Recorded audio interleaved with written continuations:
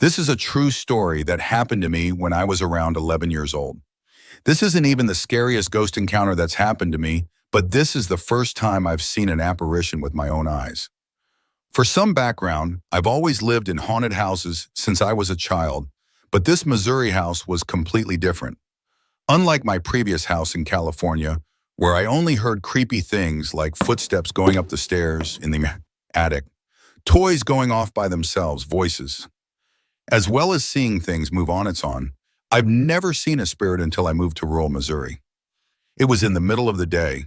My best friend Jillian and I were hanging out inside my clubhouse my parents built for me in my backyard. There was a lower and upper deck.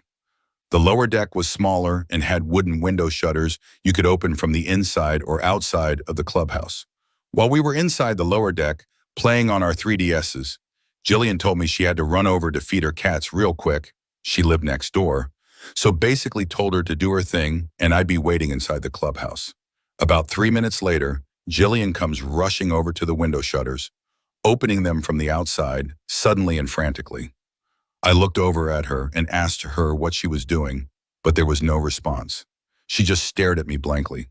Not to mention her face was completely gray. I thought she smeared Halloween makeup on her face or something, so I just told her to come inside. She then slams the shutters closed, and I saw through the cracks of the wood her run off behind the clubhouse without a word. I was confused. Wasn't sure if she was playing a prank on me or what, but it didn't raise any alarm for me at the time. I opened the front door to peek around to see where she went. She's nowhere in sight. I then look over to her house next door to see her just now coming out of her house.